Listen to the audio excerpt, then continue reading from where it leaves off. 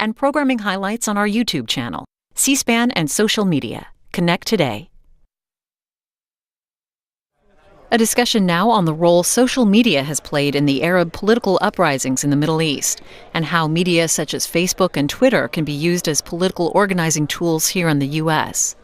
Speakers include Jillian York, a writer and human rights activist with the Electronic Frontier Foundation, and comedian and blogger Dean Obeidallah. This forum was part of the national convention of the American Arab Anti-Discrimination Committee in Washington. It's about an hour. Test. Oh, it's working. Okay. Everybody, we have limited time, so we'd like to get the panel started. Please have a seat. Please have a seat, everybody. Before we start, I want to get a quick show of hands. How many people here have a Twitter account that they use? Okay. Oh, not bad. We're trying to get the hashtag going, hashtag ADCConv, C-O-N-V. So please use that if you want to comment on this, have a discussion sort of on Twitter as we speak. So it's not necessary for you to turn off your cell phones. We encourage you to be using your cell phones during this panel. How many people here have a Facebook account that they use? Yeah, Mom, you have a Facebook account. I thought you did. Okay, my fault. I'm thinking of my other mom. We were waiting for. We have a little PowerPoint thing to come up here. I don't know if it's going to be coming up, but it was an essential part of our discussion, which is about social networking in media. And before I really get started with that, I wanted to introduce the speakers today. On my left is Dean Obeidallah. He's an Arab American comedian. You might have seen him on CNN. Sometimes he writes for CNN's website. He's also the founder of the New York Arab American Comedy Festival, which I understand is in the 8th season. So yes, in September. It's in September, so come out to see some good stuff. And then on my right here is Jillian York, who's with the They're very generous, you know. With the Electronic Frontier Foundation. I always want to say Federation. Yes. Yeah, it sounds more evil. She's also a very prolific blogger, has an incredible Twitter account, and is really on the cutting edge of questions of the rights of social media users and online activism around the world. So we're going to have two very interesting perspectives today. So we wanted to actually start with kind of referencing the thing that a lot of people have been talking about, which is what happened with Malik Jandali's performance. And we know that it's been brought up in other panels, and that Khalid Matawa, the poet, read the lyrics last night. And so a lot of people are talking about it. But we also felt that that episode had very specific relevance to the idea of social networking, to the use of social networking, because we want to remind you that an online newspaper, Politico, is actually what kind of broke the story about what happened. And you know, the different, Malik Jandali was using Twitter, for example, to tell his side of the story, but it circulated through email. We heard about it through email, Facebook, and Twitter before the event started.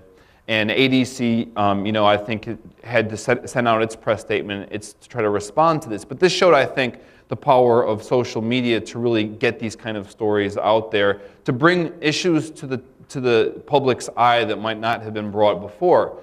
And I think the challenge for us is to take this episode and build on it and think about what we want ADC to turn into. I think social media is related to this in that we can think about how social media works and apply some of the lessons to kind of ADC's development and ADC's future. And I want to give a big idea that drives home this point, and then we're going to share with you kind of four main ideas that have to do with social networking that will structure our discussion around those. So the kind of idea I wanted to throw at you, the first big idea I wanted to throw at you is that in social networking, how everybody's connected to everybody else through Facebook and Twitter and that kind of thing, there's this leveling effect in terms of how information flows. I can become a broadcaster. Whereas in the old days, major organizations like ADC were sort of the broadcaster through mailings, through phone trees and that kind of thing, and the Washington Post was a gatekeeper of information. In the new media era, we're all kind of gatekeepers, and we're all circulating information and ideas. So this is a new media kind of logic, and this is what I think drove, in some ways, us finding out about Malik Jandali's story. The old media logic is about preventing certain ideas from getting out, And unfortunately, I think that ADC's response so far has reflected an old media way of thinking. So this is linked to the nature of information flows. ADC so far was built in an era of top-down institutions, whereas social media and the way of information communication technologies is all about networks. And I just wanted to present this idea that there's a major fundamental generational difference that's at play, and that's what's kind of coming out in the Malik Jandali thing. And it's our job, I think, to help ADC move into the right direction, which I think is the information way of the future. I know that all three of us received a lot of messages from people who were very concerned about what happened with Malik Jandali. And so I wanted to give the opportunity to the panelists before we really get started to sort of share their thoughts on it, and also as a way to communicate the message to those people who decided not to come today or pressured us to. So Dean, did you want to start out? Sure. Well, thank you, first of all, for having me on this panel. I did receive a lot of emails, and this really is a social media issue, because it's from Twitter and Facebook that I learned about Malik Jandali. Then in the press, you get a lot of press coverage. I think it actually raised awareness of him, and on some level, I hope ADC disinvites me next year so I can get more press. It's part of my dream. But on a serious level, it really was distressing for people in our community. And I heard about it through the younger generation. It really was through Twitter and Facebook. It's the way people in the younger generation, and it's not just about age anymore, I should just say the techno generation, are communicating with each other. To me, from a personal point of view, I'm a comedian. Freedom of expression is paramount importance. It's something I defend absolutely. If there's a song about freedom that makes people uncomfortable, you don't disinvite the person who's singing about freedom, you disinvite those who are uncomfortable with the idea of freedom for people in Arab countries or in Syria. That's the issue to me. At the end of the day, though, being here is more important than boycotting. ADC is a friend, and I'm here to engage and speak for my friends who didn't come, who I try to convince to come and say, let's speak to our friends at ADC and try to change things for the better. I know they're listening. I know things are evolving during the day, in fact, and I know there's discussions behind the scenes. So they are listening. So let's, I like the idea of being here, working together with ADC in the future to ensure those issues don't happen, so that the younger techno generation will engage. They're going to be here. They're going to follow ADC, and they're going to be the lifeblood for the future. And we need to think about the future of this organization. Thanks. Well, and I guess, for me, from my position as an outsider to this community, I was receiving a lot of messages. I've been rather outspoken about Syria in the sense that of social media. There's been a lot of online repression happening in the country. And so I've been very outspoken on that, and I've gotten a lot of messages to ask me to boycott. And as a sort of free speech absolutist, I think we all sort of agree on that concept. After speaking with my colleagues on the panel, I kind of came to the conclusion that, as I believe that the answer to speech is more speech, I felt that coming here and talking about this would be a better way to address the situation, and even as an outsider to the community. And so that's why I decided to come anyway. Well, thank you. And during the question and answer period, we'll certainly like to hear if anyone else has viewpoints. But so now we wanted to shift back to the focus on social networking media and sort of what are the attributes of it and what are the risks of it that are important for us to think about. We wanted to structure the conversation around 4 main ideas, and I'll be announcing those ideas in sequence and then inviting Jillian and Dean to share their thoughts on it. So the first idea that I wanted to propose is the idea of broadcasting, which I mentioned earlier. Unlike phones, letters, audio tapes, these sort of old communication tools, social media allows us to communicate with many other people simultaneously. We're able, therefore, to broadcast our ideas to a wider group of people at once. So that's the main kind of first point that I wanted you to be able to take away from this. Jillian, my first question is for you, and it's about the Arab uprisings, which you paid close attention to. There's been a lot of talk about Egypt, for example, being a Facebook or a Twitter revolution. Is that really the case? Can we really say these are Facebook revolutions? Well, so, I think that attributing credit to these platforms is sort of ignoring the broader point that it takes human power to make anything happen. And so I don't think it's fair to say Facebook or Twitter revolution. But at the same time, to the point of broadcasting, I think that that's where these tools were really effective, because what you saw was people using these tools, pushing information out, witnessing, using video and photographs and images, and really sort of projecting that out of the country. And then you also saw this sort of triangulation with traditional media. So you had like Al Jazeera picking up from social media and then broadcasting back in through satellite television. And I think that this was particularly important in Tunisia. And so you've kind of got this really interesting facet to social media that maybe it's not as effective for organizing. I mean, there's sort of, I think the jury's still out on the organizing question. But in terms of broadcasting, I think that most of the people I've spoken to over the past few weeks, from Egypt, from Tunisia, and from elsewhere, really sort of agree that this idea of witnessing and broadcasting and getting the attention from traditional media through social media really matters. Yeah. It's such a stark difference from the era of state broadcasting.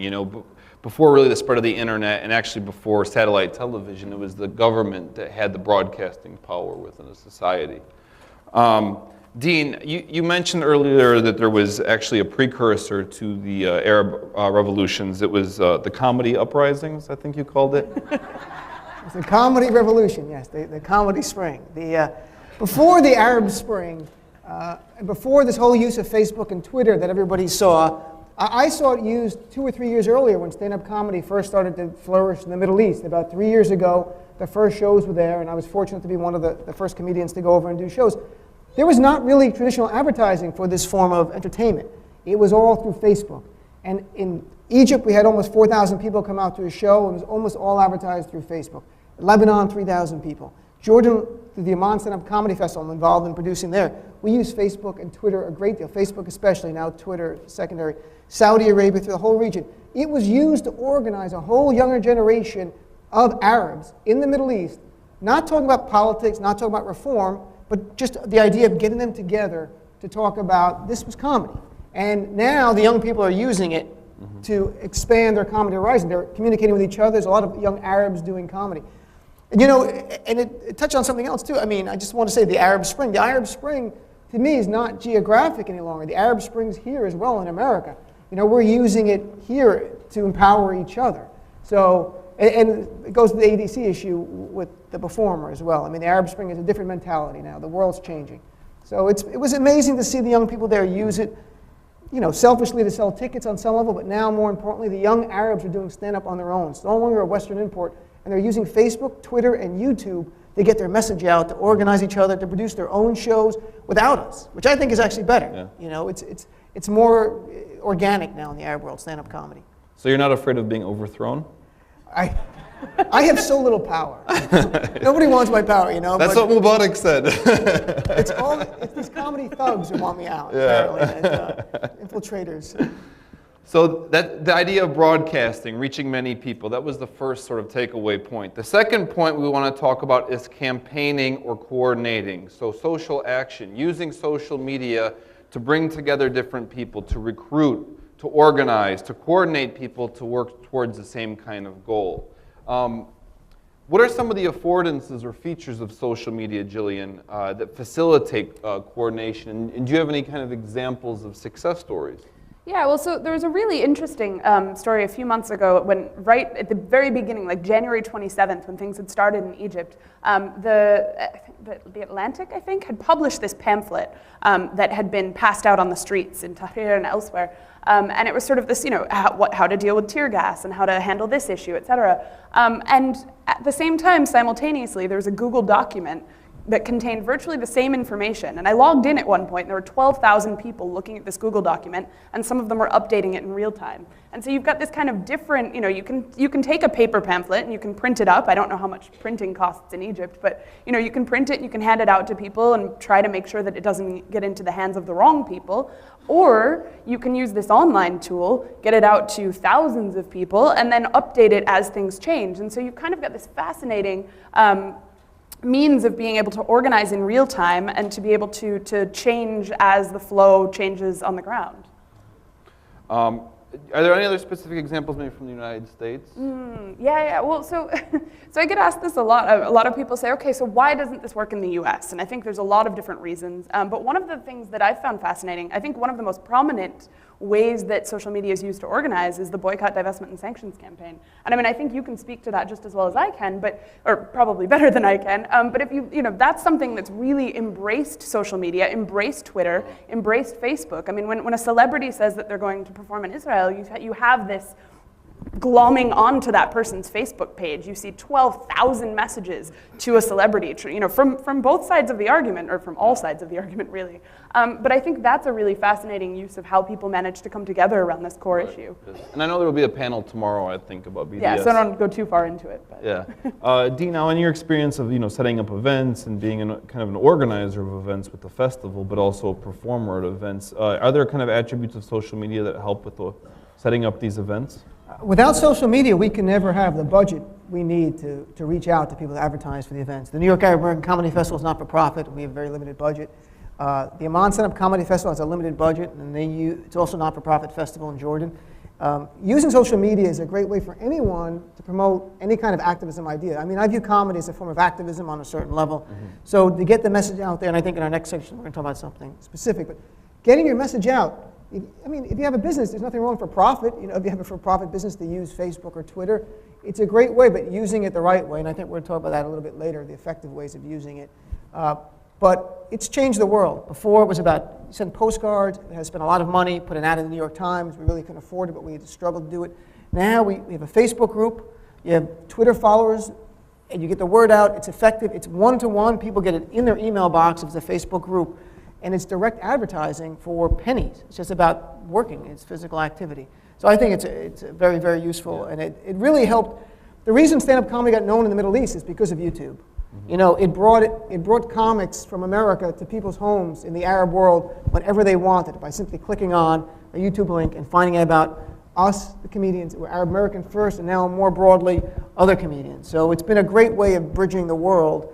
And I really think social media and YouTube deserve recognition for that. They're doing bridging the world in a way that you can never hope for. They can never dream of that. Yeah. I mean, I think my friends in Tunisia send me more lolcats than anyone else does. So more LOL cats? LOL cats, Can you explain that?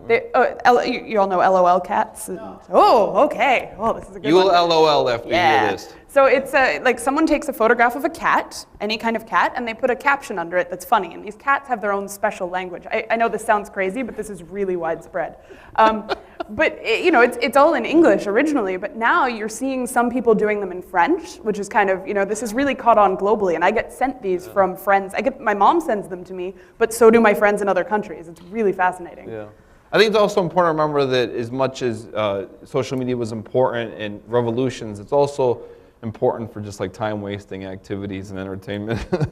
Very much so. But I think Dean's point about the cheapening of information is really key, because we know the saying money is power, but the ability to communicate with many people for pennies really has a leveling effect in terms of former kind of power disparities, and that's what we saw really with the Arab Spring. So I'm glad you made that point. Moving on to the third point. The second point was about social action, about using social media to coordinate activities across distances even. The third point is about social media being a tool that can be used well or be used poorly. So I'm hoping that for those of you who use Twitter and Facebook, you might pick up some tips here from people who are very well versed in using them, or maybe in the question and answer period have your own, or also use your own Twitter account or Facebook to post your own sort of tips. But my question for you, both as social media users, broadcasters, and receivers, what are some of the effective and ineffective ways of using social media? Jillian, starting with you. Well, I mean, I'd like to talk a little bit to the point of news organizations using it, because you've got, so the New York Times has long had a Twitter feed. They jumped onto that very quickly. But up until very recently, it was just a broadcast-only feed. They were linking to their articles. They were, basically only putting out, not taking anything back in. And lately, they've started to use it as more of a back-and-forth communication tool. And I think that that's really important. I'd like to bring up the example of Andy Carvin from NPR. Now, say what you will about his actual feed, but what he's been doing is following people in the Middle East and North Africa, and actually using them as sources to report directly on Twitter about what's happening on the ground. And so in Libya, he'll be communicating with people on Twitter, kind of pushing out what they're saying, and then that often gets used by journalists. And so it becomes a really fascinating tool for journalists and news organizations to have not necessarily a primary source. I don't think that we can completely rely on online sources, and I know we're going to talk about that in a minute, but as sort of a secondary complementary source. And I think we saw that a lot with Tahrir as well. You saw, Al Jazeera and CNN and everyone, they all had people on the ground reporting and using their cameras and saying this is what's happening, but then you also had a local context, a local flavor from people on Twitter. And so I followed the Egyptian revolution on Twitter. I really did. I had friends in the country, friends who were on the ground, and I looked at what they were saying, and then I also looked at who they were talking to know who else I could trust, and I think that that's really important. Yeah, and I think the term that's being used for that is curation, and that's actually, it's like the idea of rebroadcasting, actually. Curation comes from the art world. There's usually an organizer of an art show who picks the best works of arts, picks them along a theme, and sort of becomes a mini also gatekeeper for information or for art. And Andy Carvin is a great example of someone who's curating information from social media and becoming a credible source of redistribution of information. And you've also got, if I may, you've also got Global Voices, which globalvoicesonline.org, they've been doing this for years, where they follow all over the world. It's not region specific. They follow blogs and they report on what bloggers are saying. And so it's just another picture. It's complementary to traditional media, I think. That's right. Now, Dina, I wanted to ask you also about a Twitter account you recently set up called Comedians for Sarah Palin. It's also on Facebook, I understand, but the handle is at Comics for Palin. Now, that's using social media as a political tool. What are you doing with this tool, and why do you think it'll be effective? First of all, Sarah Palin's the best thing for comedians since George Bush, so we want her to win. And that's why I started Comedians for Sarah Palin. So it's tongue-in-cheek, but it's really an example of what anybody else can do. I write more frequently for CNN.com, so I wrote an article, Comedians for Palin, and I started a Comics for Palin Twitter account. And it's been up for like 5 or 6 days, and we have about 600 people following us now on that, and I keep adding comedians as well. And anytime someone tweets a joke, which means if you don't follow Twitter, they basically say a joke in the cyberspace world on Twitter about Sarah Palin. If I can find it, I will retweet it on our account so people can read it, and then others will follow us in turn on that. But I think it's a great grassroots way. I was lucky enough to get on CNN to talk about it because I have a relationship with them. But other media outlets, in a way, have contacted me and they're like, what's this about and what are you doing? You can start anything. You can start a Twitter account, just you for whatever it is, whatever group it is. You're for something with Palestinians, or something for American, something with democracy, something about a candidate. The beauty is you just set it up in 5 minutes and it's there. And then you start trying to get people to follow you, your friends, either through Facebook or Twitter, to follow what you're doing. But I think it's the greatest time for empowerment. It's the most democratized time ever that I know of in my life, where anyone can sit in your room, for good or for bad, and create a website or actually a Twitter thing or a Facebook thing for minutes for free, and start getting the word out and raising consciousness about an issue. It's a time to take action. If there's ever a time to take action easily, this is the time. It couldn't be easier right now. Mm-hmm. It's dangerous too, but it's potentially great at the same time. Yeah. Yes.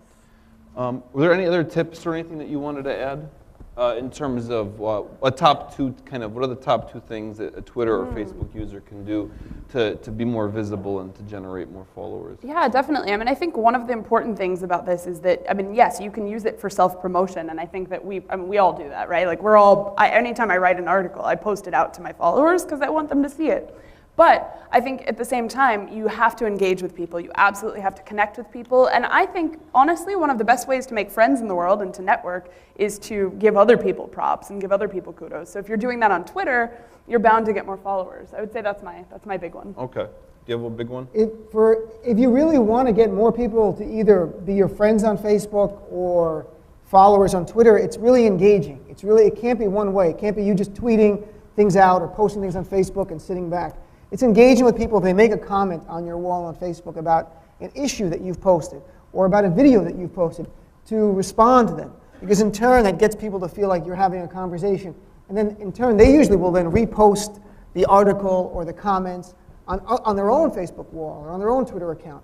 Yeah. So it's not one way. It really has to be, it's a cyber conversation you're having with many, many people at the same time. The more engaged you are, the more people will want to speak to you, because they know there's someone there. You're not a machine, you're not a robot just posting things. Yeah. And for good and bad. I get negative comments and I respond, and sometimes I'm trying to make sense of it.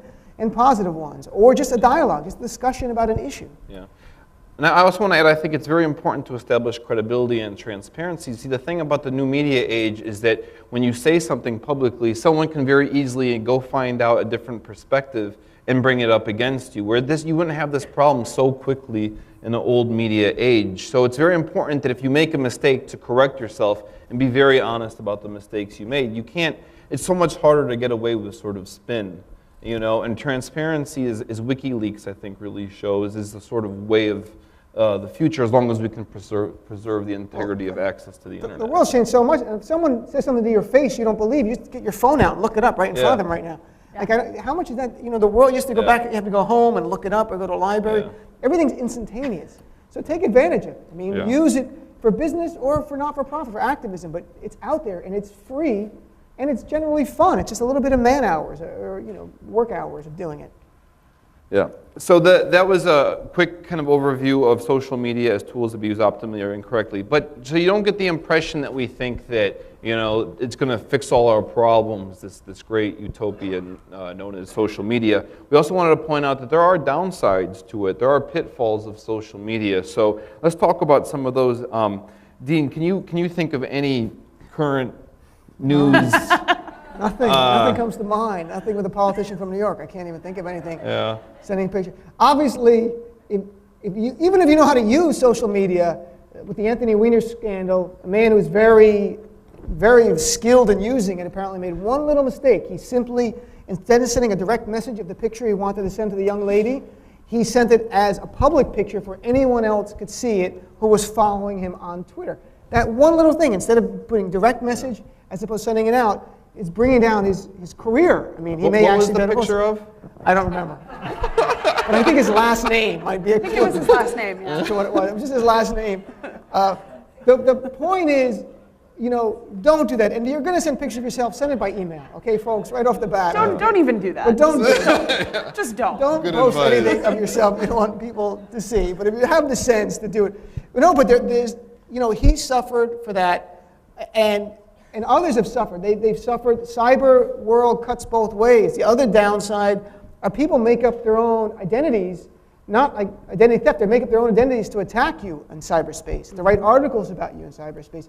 And there's no accountability because they don't even exist. No one knows who they really are. And so you have these phantoms that come at you. Just look at the comments, too, on not just stuff I write on CNN. If you look at the op-eds I write on CNN, if it ever deals with Arabs or Muslims, the angry comments are off the charts. They're indefensible. And people could be anonymous and make up a little identity and write whatever they want. Look at the comments on any YouTube video. Oh, the YouTube video as well. But there's a lot of hateful people out there who know how to use the internet, unfortunately. So we have to get out there and combat those people as much as possible. That's a very good point. It cuts both ways, just as much good that can be done, bad can be done. So it's a tool like anything else, I think is the point. But there's this very interesting case that Jillian's been following, and it deals with this question of anonymity, of false personas in the public light.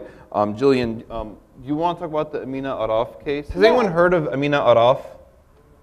Okay, I think this is a very interesting story that says some of the kind of pitfalls of online. Yeah, this one it's very bizarre. A few months ago, this blogger who claimed to be in Syria, her name was Amina Araf, she went by Amina Abdullah, and she called herself a gay girl in Damascus. And she had been blogging about things that were happening in Syria and her life as a lesbian in Syria.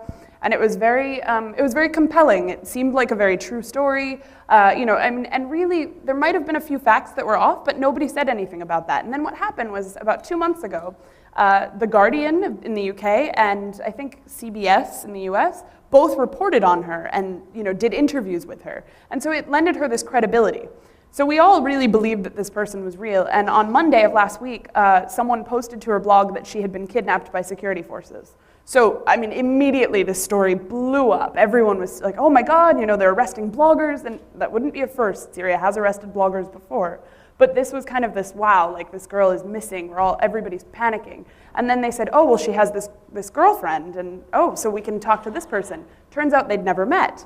So we go, okay, well, let's look on her Facebook page and find out maybe her cousin. Turns out there is no cousin. So basically, this entire story was fabricated. And at this point, I think the way things stand right now is that they found that she had stolen 150 photographs from a Croatian woman living in London, and that's whose photographs she was using. And so at this point, we don't know if this girl is real or not. Nobody understands why she would do such a thing. And there's lots of hypotheses. I'm not going to get into that. But what it comes down to is, there was this old New Yorker cartoon years ago that said, on the internet, nobody knows you're a dog. Well, in this case, on the internet, nobody knows that you're what? I mean, she could be American, she could be a man, she could be an infiltrator. Who knows? I mean, really, who knows? And so, there's this kind of issue of trust. And in this case, I think that journalists failed to do their job. If you're going to interview someone, they never spoke to her on the phone. They never met her in person. They just trusted an interview exchange by email. You can't do that as a journalist. Right. And that the points, I think, in some ways to another dark side issue of social media, which is that it's also can be a tool of surveillance by those in power. For example, I don't know if you read the story in the Wall Street Journal about how the activists were actually able to take Tahrir Square, but essentially they knew that their Facebook conversations were being monitored, so they organized these 20 protests all around Cairo. The 21st was kept off Facebook, and that's where the critical mass started. They basically went into the slums and started grabbing people, and then they built up, and then they went to Tahrir Square. So it was the power of social media, but not in a direct way. They were able to use it as a decoy, essentially, for the government. And then there's also this example from Sudan.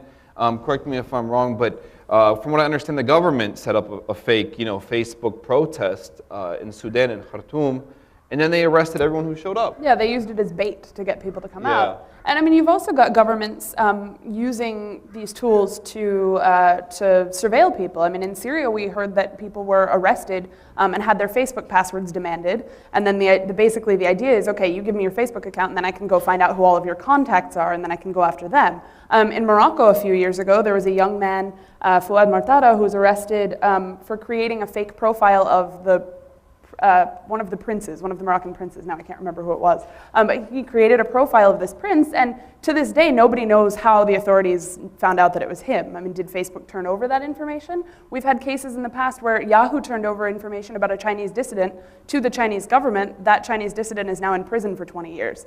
And so there have been cases over the years of social media companies kind of, I don't want to say turning on their users, because in some ways, if they've got a presence in that country, they're forced to comply with local laws.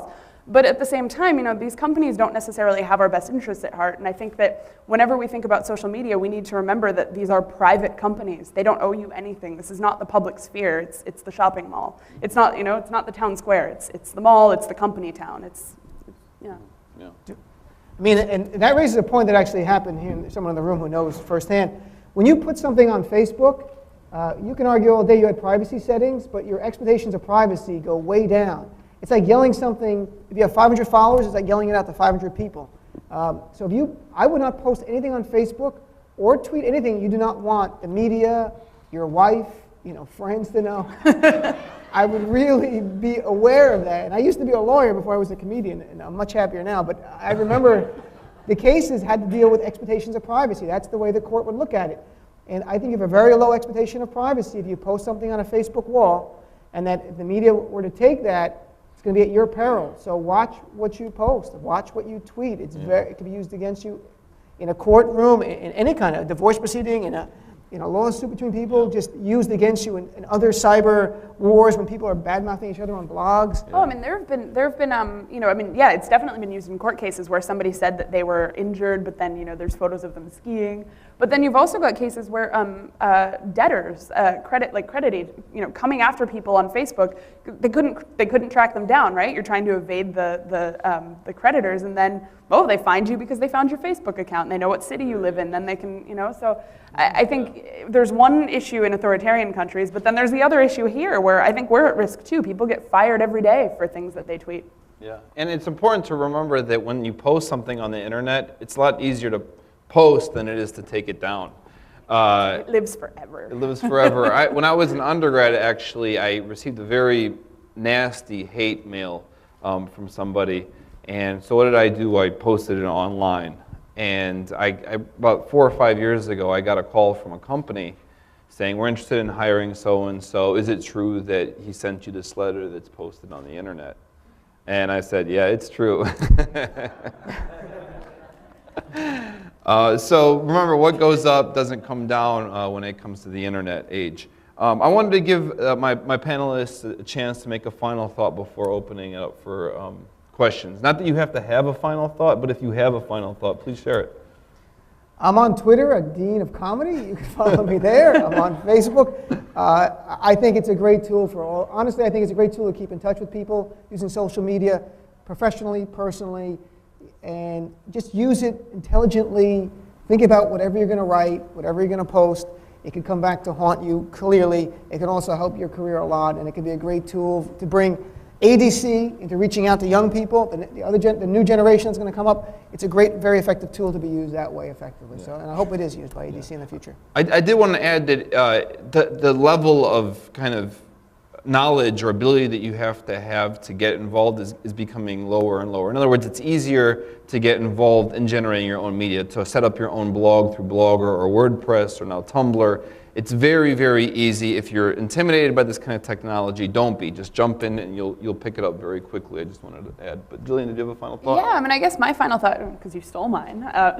Just kidding. I guess my final thought would be, well, follow me on Twitter, Jillian C. York. But then also, I mean, I think that one of the things that people need to be aware of is safety and security online, right? So we've got all of these great thoughts about how to use social media and these great thoughts about how not to use social media. But then, I mean, for those of us in the US who might need to keep a certain level of security, but then also for those of us who travel outside the US. I mean, I'm sure in this room there are a lot of travelers, and so I would say, whenever you're traveling, be extra cautious, learn how to use, learn how to use certain tools. If you need any help, my organization, the Electronic Frontier Foundation, has a lot of information on how to stay safe while using social media.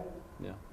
And so we're going to open it up for question and answers, but I'm also going to pose a question to you, which is, as ADC members and ADC convention goers, do you have recommendations for ADC on how to use social media better? So if you don't have to have an answer to my question, but certainly if you don't have a question for us, you can chime in at this time, or you can throw it on Twitter. We hope you enjoyed the panel. What's that? I said, why? We can't read it. Yeah.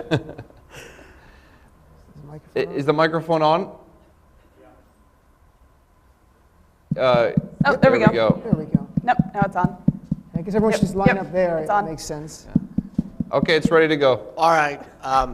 I wanted to see if ADC has a staffer who could use the social media to raise money for the staff, retirement benefits maybe, and for their employee benefits, and to build an endowment for ADC.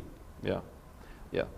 I also want to point out that as the Obama campaign showed, there are so many fundraising opportunities through using web and online. Yeah, and there are also organizations, I can't think of the name of one right now, but there are organizations that actually work with nonprofits to help them fundraise. There's one that actually, it picks a charity per day, and it says give a buck, which I think is really cute. So it says give a buck to whatever, and they use the hashtag give a buck, and this organization helps promote a different nonprofit every day, and I think there's a lot of amazing tools out there.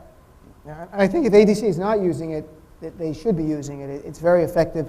It's easy to do. I imagine they are. I don't work for ADC, but I imagine they are in some of them, but I guess it could always be more effective.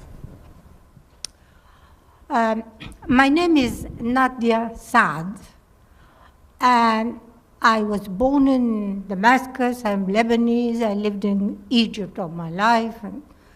And this name is causing a lot of problems for me. But somebody, Saad could be Muslim, Christian, or Jewish. Or somebody thought I was a Jew. And every morning I get on my email 4, 5 things. And it's really making me sick. They are so wonderfully organized. They are so clever in using this media. So I really would advise you to look at what they're doing, because it's wonderful. Yes. They get the mot d'ordre, how do you say, model. Every time for all the students in every university of what they should do. They give them subjects to discuss. They are absolutely well organized, and I just can't avoid looking at that. Now that I'm out of the closet, I hope they're not going to stop sending me this.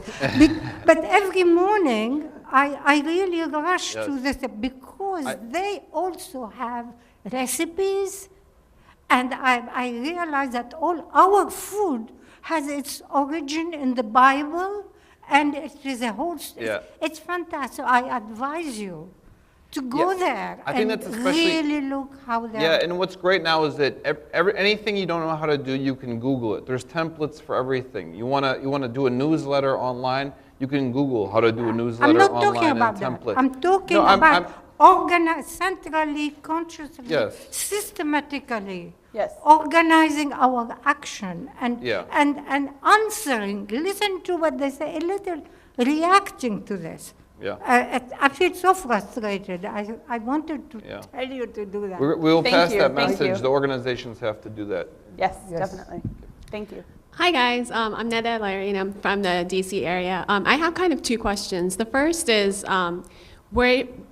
if let's say you were working for ADC or if you were working for Anthony Weiner's staff, and you could go back to a split second right after that information was released or that tweet was sent out, what would you do differently to kind of do PR damage control? Because that seems to be a major issue with a lot of organizations and individuals with social media because it's so widespread and so quick.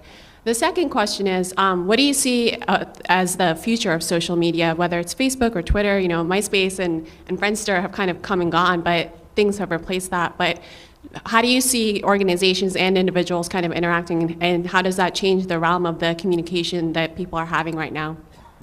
I would say to the first question, my answer is honesty. I think that whenever a scandal breaks, whenever something like that happens, I mean, people are going to talk about it on Twitter. You can't get around that. And I think that you actually have to follow what people are saying and engage with them and answer them honestly. I think really that's the only way to get around something like that. Because if the first response is, if not even necessarily untrue, if it's no comment, you're setting yourself up for disaster. Yes, just yesterday there was not a scandal that you mentioned, but a minor controversy with Tracy Morgan, the comedian, did a comedy show, made some horribly anti-gay statements. By the next morning, there was a little backlash. He immediately did this full apology, saying I was wrong, I should have never said that, what I said wasn't funny in any context, any situation, which actually diffused the situation a lot more if he had defended himself. So it is about being honest, about being forthright and coming out immediately, trying to change the narrative where you try to control the narrative the best you can by getting out your facts.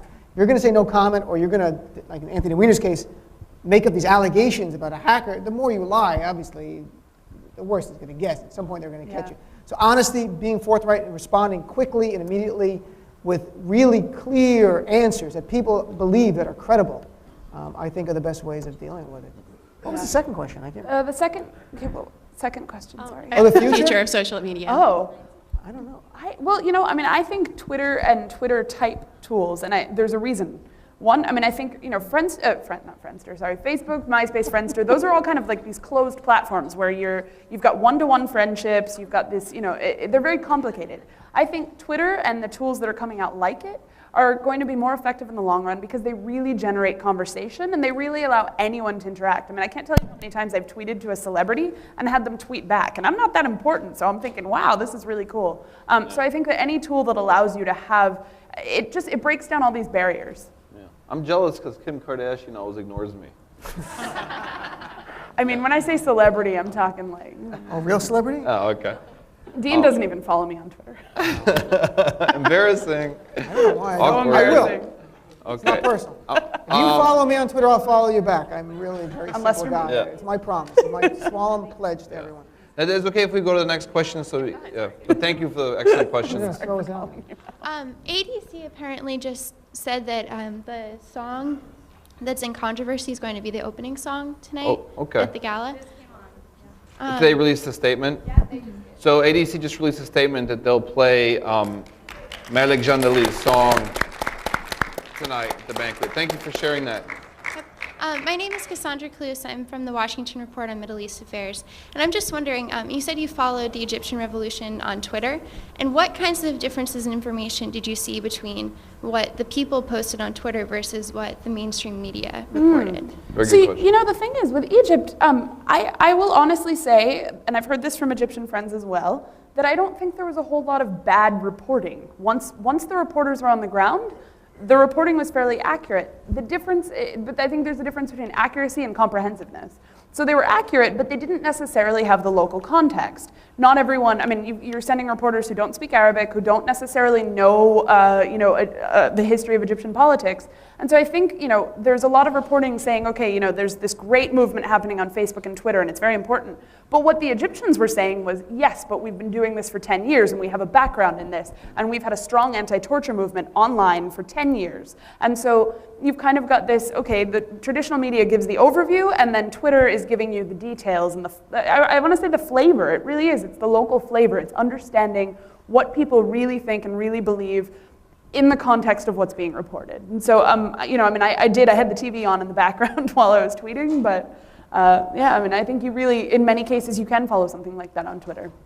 Also, I mean, is Al Jazeera English mainstream media? You know what I mean, in terms of this question? I mean, they had a clear advantage in reporting first and better, I think, in Egypt, definitely.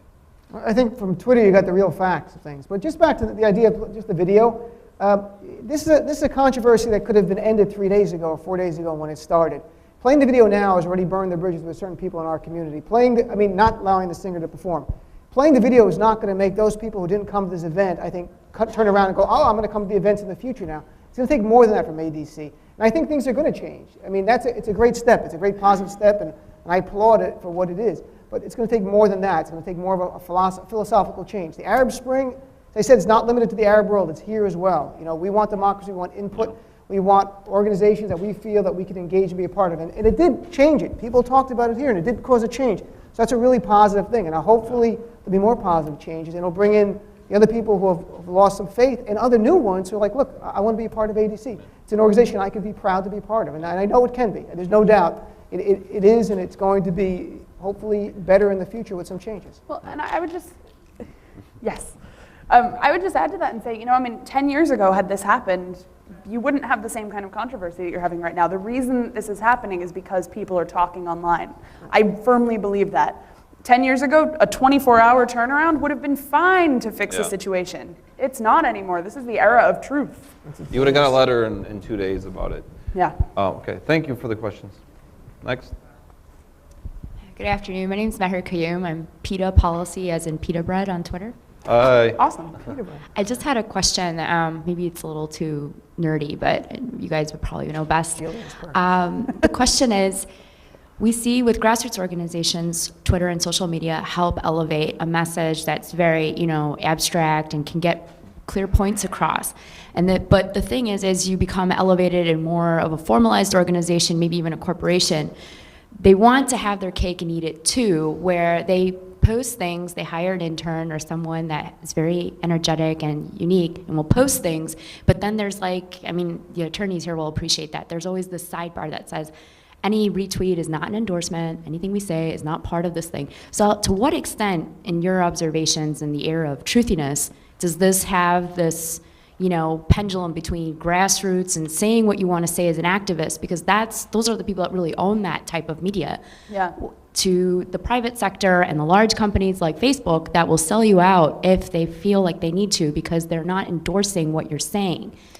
Right. How much is this cake and eating it too, and will this change? Well, you know, I mean, I think that, I hope that I'm answering this right, because I think that was a complex question, but I mean, I think that, you know, I'm one of those people that has the retweets are not endorsements, and, you know, I don't tweet for my organization, I tweet for myself, and so I tweet about a lot of issues that are important to me, but don't necessarily have anything to do with my professional work. But, you know, there are a lot of corporations that kind of get it right. Like, if you look, I mean, I think some really good examples are Zipcar, Zipcar, right? Yes, I know Zipcar, okay. I think they do it right. I think they are really good at tweeting. I think JetBlue is another one, Zappos, the company that sells shoes. Those are companies that actually really interact with their people. And then you've got the Comcast bots, where if you tweet the word Comcast, 20 people come and say, how can I help you? I work for Comcast. You're like, oh God, please. Like, you've got to put like a little asterisk instead of the O, just to make sure that Comcast doesn't, you know, we're like leeches, but Sorry. But yeah, so I mean, I think you're right. I mean, they want to have their cake and eat it too. And I think that, these companies do need to be able to strike a balance. And I think, I mean, from my personal, and this is really my personal take on the situation, I think that Twitter as a company does a really good job in engaging with its users, in being real, in putting forth this philosophy that I think Twitter genuinely does believe in free expression. Look at what they did with WikiLeaks. They stood up to the subpoena. I mean, in the end, they had to hand over a couple of names, but Twitter was subpoenaed by the Department of Justice to hand over the information of two people who were involved in WikiLeaks, one of whom is a U.S. citizen, the other of whom is an Icelandic citizen.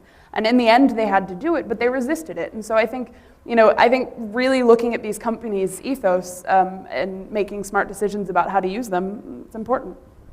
And I just tell people I'm a comedian, so don't take it seriously, right? If I tweet something, go, what did you tweet? I'm like, I'm a comedian, so I use that defense as much as possible.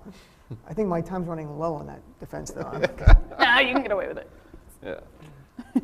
Yeah. Thank you for the panel. It was very interesting. My name is Nizar Farsakh. I'm Palestinian. I work on leadership and community organizing at Harvard. And my question to you, you touched upon these points. I want you to elaborate a bit more and give us a more in-depth analysis of it, which is when you spoke about the role of social media, one of the main concerns or challenges in community organizing is actually commitment. So you may have 20,000 people who voted for something on Facebook. That doesn't mean you have 20,000 people that are going to be on Tahrir Square. So where's the role of social media in actually doing that action, which you alluded to, Jillian? If you could speak more about that. Sure. So you're talking about slacktivism. Okay, whatever it is. The second part to that is, again, also the fact that, yes, it is very horizontal, but at the same time, you don't have structure. Also, you don't have hierarchy.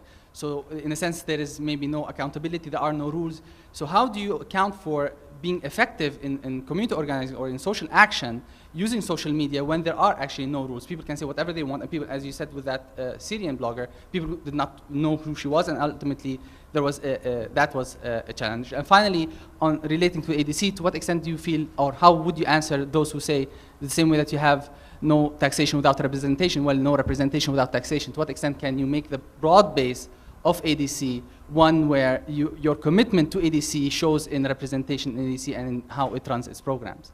Thank you. Very good questions. I can answer the first one. I mean, I think there's an argument that there's a lot of activism online that's really just slacktivism. So sitting on your couch and like armchair politics, basically. And to that I say, I think there is a lot of that. I mean, when you look at people signing petitions for Sudan, that's a really good example. A lot of the activism in the U.S. around Sudan has been click, click, click, click, no real action.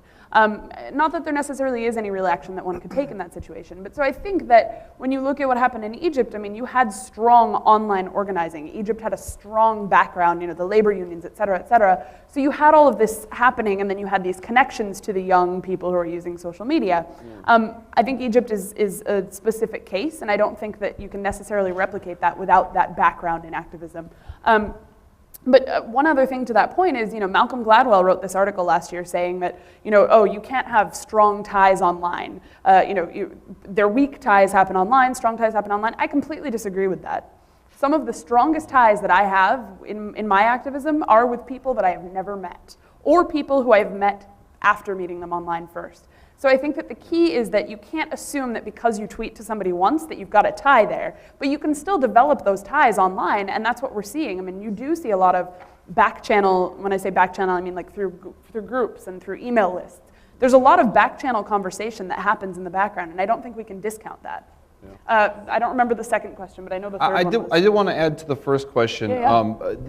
I think, like, in Egypt, for example, if the debate on the We Are All Khalid Saeed page just stayed there without Tahrir, you wouldn't have had a revolution. Right. So it's that gap between how do you get from We Are All Khalid Saeed page to Tahrir Square. And it really comes down to there still has to be feet hitting the pavement, there still has to be the face-to-face, there still has to be developing offline relations. That's why I think the point is that it's a tool, not the end game. It's not the end game. It's not the end game. Setting up a Facebook page is not a victory. I know we're really low on time, so I think we should talk personally about the other two questions. Dina, is it okay if we skip to the next, or did you want to say something about that? I think what you pose is a classic question that organizations have all the time. When you have all these people on numbers on paper, how do you get them active to come to conventions? when I was active in political parties, the same question all the time. What motivates them? How do you reach out to them? There's really no set answer. You have to find something that makes them passionate enough to come out. And in Egypt, it was clear. It was freedom. It would motivate them. Younger people today, it's the same thing I heard 20 years ago when I was younger. You guys don't want to do anything. It's about somehow making this issue important enough that they're going to give up time from their lives, from their days, from their family, from their work to come out and give some extra time for something else. Yeah. How do you do that? It's a mystery almost, but you've got to keep doing it. One fan page won't do it. One Facebook or one tweet won't do it. It's an ongoing building systematic relationship with people. Yeah. So this is the last question, and then we'll for you all. And we'll try to chat with you after. Yeah. Oh yeah, sorry for that. First, I have actually a joke for you, Dean, to use from here. Yeah, if you open the page of this here to page 4849, you're gonna find on one side a letter from the Syrian ambassador. On the other side is a letter from the Bahrain ambassador. Both of them are congratulating ADC for the efforts in civil rights. And it's like, does that really help you? The kiss of death letters, yeah. Okay. So, you don't have to quote me. You can use it without saying that. I'm stealing that. So the other thing is that we're having a demonstration today next to the White House for supporting the Syrian people at 2 p.m. So whoever is available, please help us. The reason I'm saying that right now because the page was taken down, and how do we protect ourselves? Wait, what page was taken down? The event page for having this demonstration. Really? On Facebook? Down. Facebook took it down? Yes, yeah. Maybe Jillian mysteriously. So what happened? What kind of advice do you have for us? Yes, this is actually key, and I'm going to say this because I will personally, I promise you that I will personally send an email to someone at Facebook about that. What happens on Facebook is that basically if you have any enemies, which I'm sure anybody talking about political issues does, they will report you. And so they can click report this person and have this page taken down. And the problem is that oftentimes, Facebook is a huge platform, so we got to give them a little bit of credit. 600 million people, obviously they can't get to every case right away. But the problem is that when you report someone, it seems to trigger a takedown, and then it's got to go through this human review process. And then they say, okay, well this is, and if there's anything in Arabic, maybe they can't read it. So you've got all these problems around being able to get a page back up. And so I find that really unfortunate. And what I say to that is, if your page gets taken down, put 20 more up in its place. That's really the only answer. And I don't know how else to get that through Facebook's heads. It's very frustrating and it's not fair. And this actually happened in Egypt with the We Are Al Khalid Said page. It was taken down because Wael Ghonim, as we know now, was using a pseudonym. Facebook took the page down because you're not allowed to use a fake name on Facebook. And as a result, they actually had to call someone in. I don't want to use names, but it was somebody in DC who stepped in his place and took over the account so that it could remain up and remain online. And so this is a real problem. And I mean, to activists, I often say don't use Facebook. And I don't know if that's really the right thing to say because it's where the network is. So it's a tough balance. It is a tough balance. So our last and final thought. Talk to me after. Yes, remember the 4 points. It's a tool. Social media is a tool that can be used for organizing, for broadcasting, but it does have its downsides, so learn how to use it right and to use it powerfully. Thank you for your time. Thank you.